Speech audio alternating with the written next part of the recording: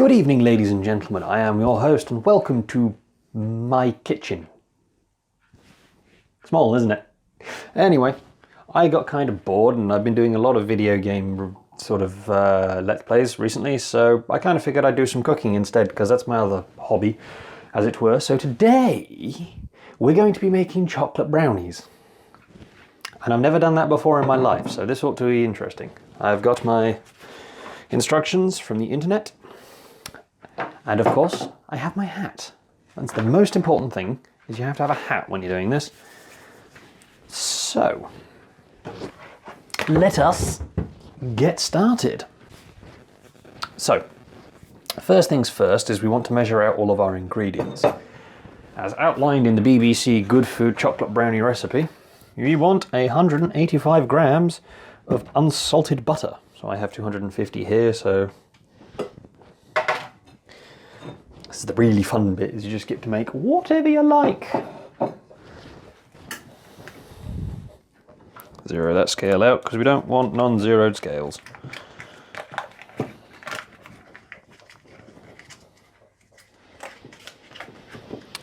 Also, key thing to remember when making cake, especially considering you've got to beat butter and make sure everything is soft enough, make sure most of your ingredients are at room temperature, because otherwise what tends to happen is when you try and beat the butter, it takes ages. That's 179, 194, God, I'm going to get this right. 188, oh, that's close enough for government inspections. Right, so let's just wrap that back up. Now, they do say cut this into cubes, and if you want to go through and be really, really sort of pedantic about it, that's fine, but I'm just going to do that. And then the next thing it says is to put 185 grams of dark chocolate into the same bowl. This is why digital scales are awesome. You can zero them out really quickly. Okay. I don't even think I need the electric whisk. I just got that out because I like my electric whisk. So I've got some Lindt dark chocolate. Let's break this into small bits. That's going to be 100 grams here. Just throw that in. Who cares? And then it says 185, we've got 100. Other bar of Lindt.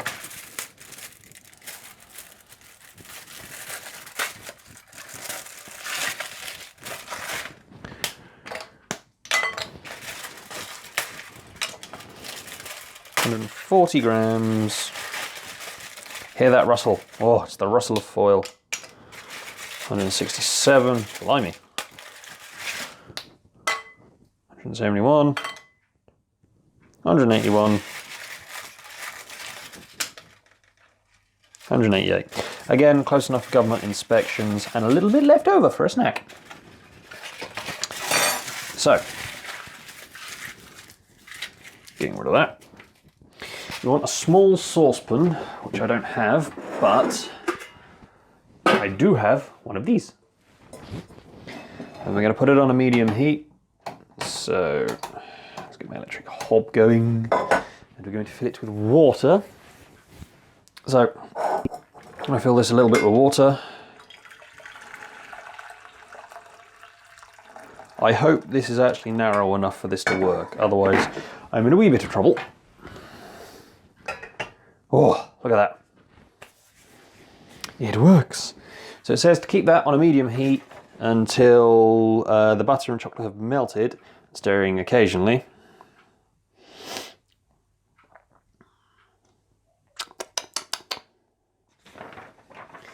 So we've got to wait for that to go. This is going to be sped up now. Coming back, we can now see that this chocolate has almost melted entirely with all the butter. It's become very liquid, which is apparently what we want.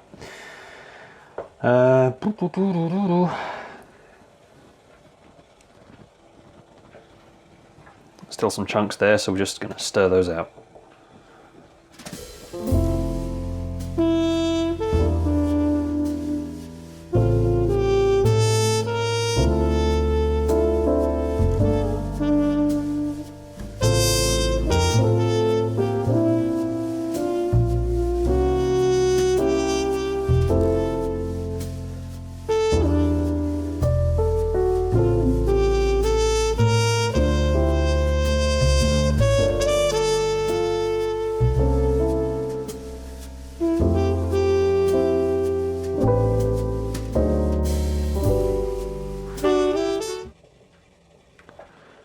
There we go. So we're now going to remove this and we're going to go and take it and cool it, okay?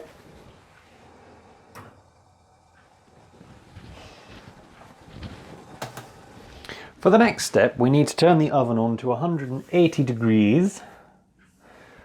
And that's with the shelf apparently in the middle. Now, if you're a kid, get a responsible adult to help you with this. My responsible adult is unfortunately not in right now. So as you can tell, middle shelf. And we're just going to put this onto 180. And yes, I do need to clean my oven. While waiting for that to go, we're going to take 50 grams of white chocolate. I couldn't find any Cook's white chocolate, so we've got some Milky Bar. And we're going to take 50 grams of milk chocolate, which I could find. And we're going to cut these up into squares and we're going to put them into a bowl. Well, not yet, but we're gonna deal with 50 grams either way. So I'm going to need a bowl. And I just want 50 grams of the milk chocolate.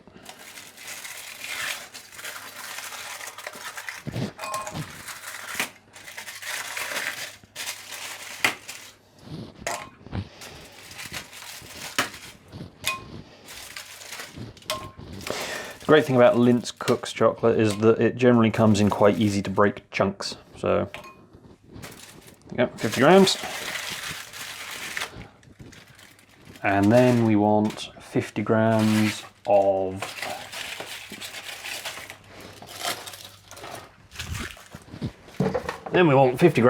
white chocolate.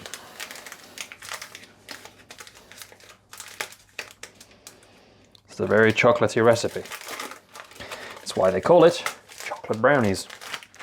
First off, yep, it's about right.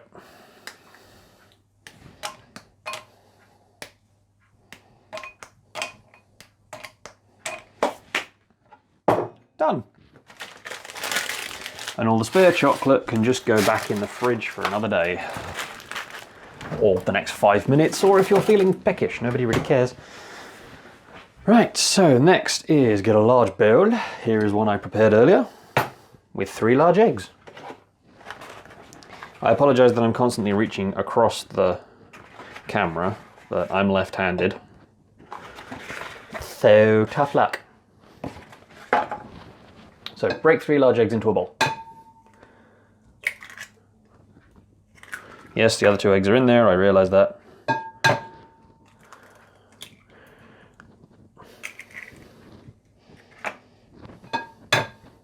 Try not to put egg shards actually in the bowl. I've done this before. It takes forever to hunt them out with a fork. It's doable though. And the next thing is to take 275 grams of golden caster sugar. I didn't have golden caster sugar, I'm using light brown muscovado. I'm hoping that doesn't cause too much of an issue. And what we're going to do is we're going to beat this together. So it's going to get incredibly loud, but fortunately for you, I will put something over this so that you can't actually hear it. But feel free to keep watching.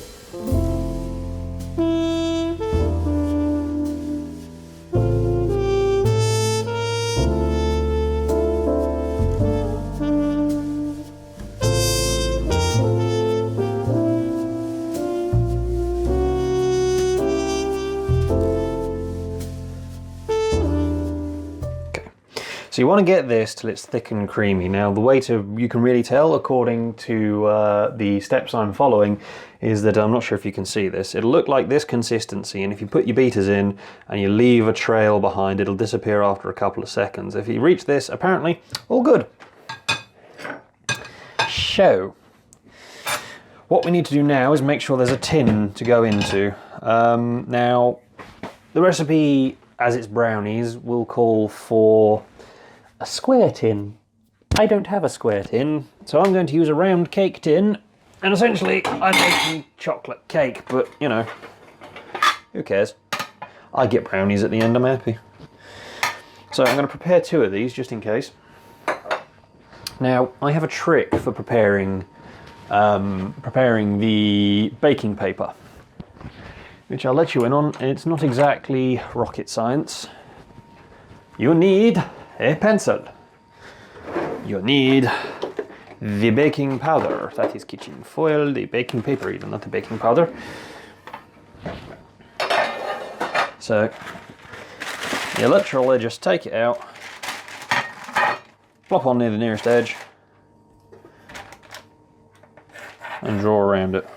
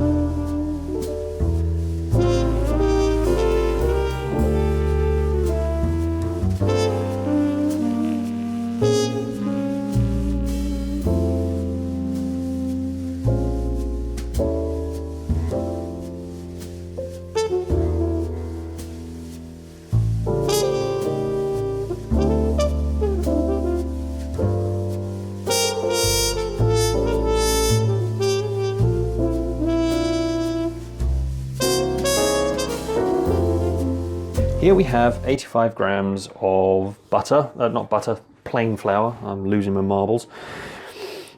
It says to sieve it into the bowl. Unfortunately, I don't have a sieve, it broke. So we're gonna have to get a little bit imaginative here. And what we need to do is add 40 grams of cocoa powder. So I'm just gonna weigh that out. Should have enough in here.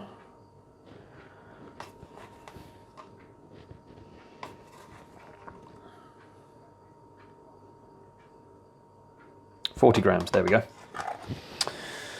And then what we're going to do with that is we're just going to use a fork to mix it together. Let's turn that off again. And this is just so that we can get as much air as possible into the mix, because it's going to be put into our brownie mix in a minute.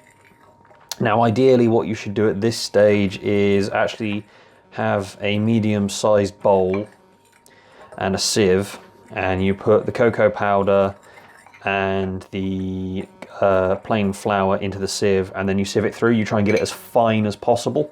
You also want to add as much air as possible. That's important because otherwise the brownies won't rise. And then you've got flat brownies, or just like really chocolatey biscuits, which I suppose some people enjoy, but you know. But never mind. So now we're going back to our... I got that about mixed as it's going to be. We're going to go back to our bowl, our big bowl, with the mousse. We don't need the whisk this time. And again, it's calling for things I don't have, like a big rubber spatula. but I don't have a rubber spatula, so I'm going to use a wooden spoon. And what we're going to do here is, it says pour the cooled chocolate mixture over the eggy mousse and fold together. So we're just going to pour this in, like that. Get it all in there, get it all in there. I apologise if these camera angles are terrible, but I can't see what I'm doing. I mean, borrowing my girlfriend's digital camera, so hopefully it'll hold.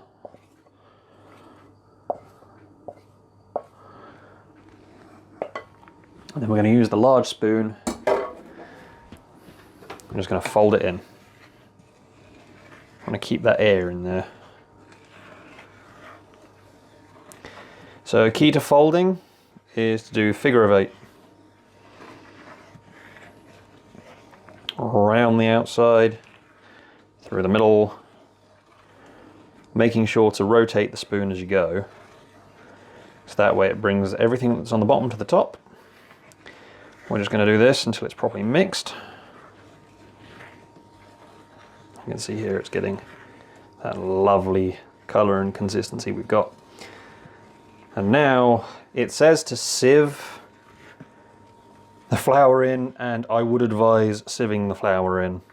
Get as much air as possible, but I don't have a sieve. So what we're going to do is just going to shake it very gently over the top.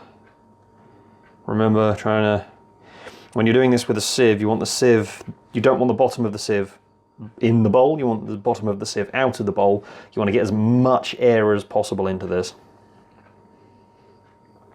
So that'll go in. And then using the same, a little bit left, using the same figure of 8 motion, we're just going to gently fold everything in. And this will be another speed up. And now you can see, now it's all mixed up, it's got this wonderfully gooey, sort of fudgy texture to it. It's weird to say you want to keep this gentle. A lot of people I've seen recently have put recipes online where they say, hey, you just want to just bung everything in and mix it up. And that does work to a certain degree. You will end up with, like you're seeing up my nose now, it's great. You will end up with cake, but if you beat the air out, then you'll end up with flat cake. It will be biscuit-like. So the key to getting fluffy cake is to try and keep the air in. So you need to be firm but gentle. Sort of like teaching someone to ride a bike, I suppose. Not that I've ever taught someone to ride a bike. Next thing, we want to put the chocolate in, which I realise now is a bit of an issue because the chocolate is quite wide. And therefore, as you can see, it's going to be large chunks in the mix. So we're just going to cut these up a little bit. So remember, kids, this is a sharp knife, right? Get your parents. And hopefully, I'm not going to slice my fingers open. And my girlfriend's just walked in through the front door. Yay! So the lint's fairly simple. We could just break the lint into smaller pieces. Like that. It's got a nice snap to it. This is why I would advise using Cook's chocolate. It's designed to sort of like fall apart quite easily. Milky Bar, that's going to be a little trickier. I mean, it depends how fine you like your chunks, really. I would say, in my case, I would just cut these in half.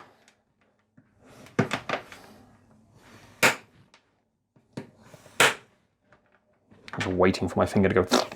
I've already sliced my finger once with this knife. It was not a pleasant experience. It was very sharp.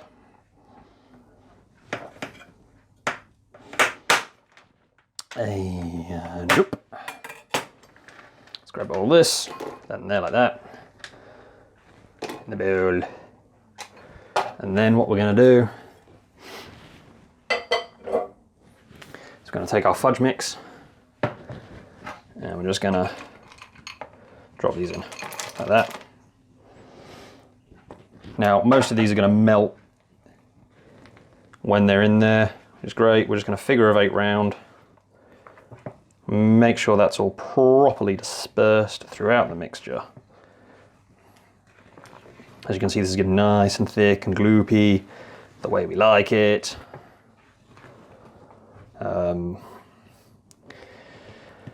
Oh, getting hungry now.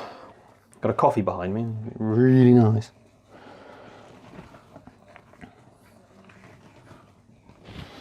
So, at this point,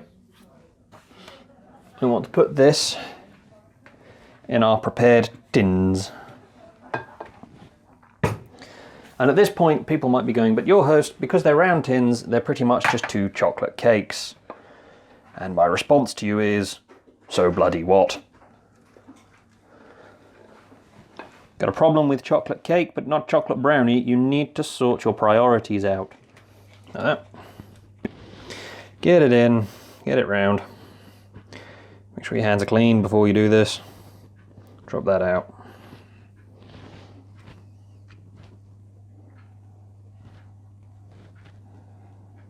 Like that. Try the mix. That's not bad. That is not bad.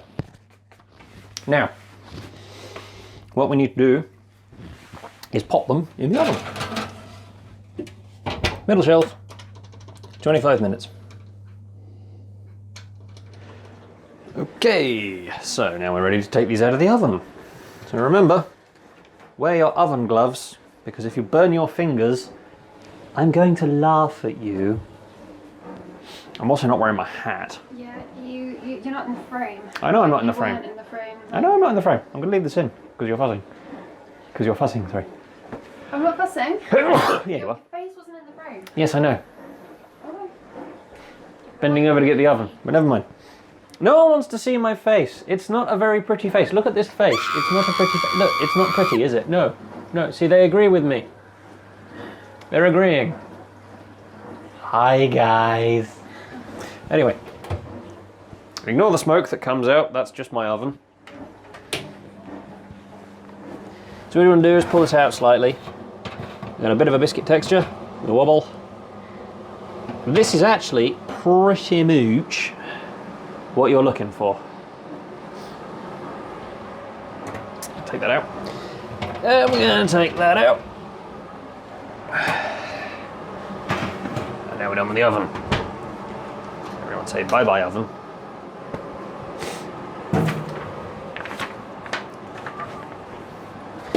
Now, from this point, basically, you're leaving it in the tin until it's completely cold. So, it is just going to sit on these baking racks. Like that. Alright? Alright. And now we wait for them to cool. And now that the brownies have cooled completely in their tins, it's time to remove them. So, I generally have a trick with these. As you run a knife backwards. Whoa, that's very gooey. Around the edge of the cake tin, just in case any bits have burnt on, which they have, because I like to make a mess of things, so I make a mess of cake, I don't see why I should not make a mess of brownies. And basically that's just to loosen up the edges. If I'd have buttered it properly, it probably wouldn't be happening. And then we take a tin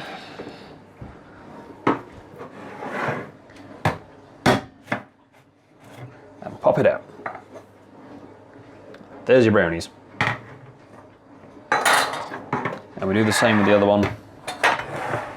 Now traditionally you'd cut these into squares, which I'm going to do. I know they're round, so some of them are going to be uneven, but who cares?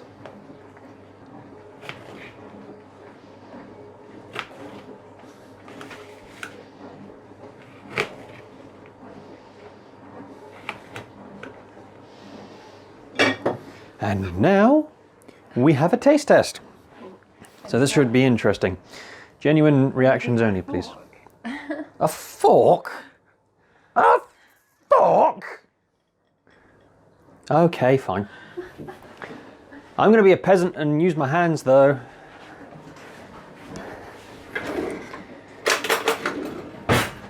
So now we're going to sit down with our sharks and their chef hats, with tea, and of course, with brownies. Thank you.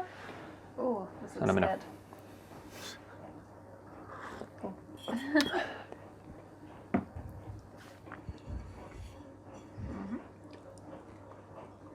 good. Mmm. That's definitely a good brownie. So there you have it. Brownies in about 20 odd esoteric random steps. Hope you enjoyed the video. I have once again been your host. Thank you very much for coming along, and I look forward to seeing you next time in the next random video I decide to shoot. Bye bye! Bye.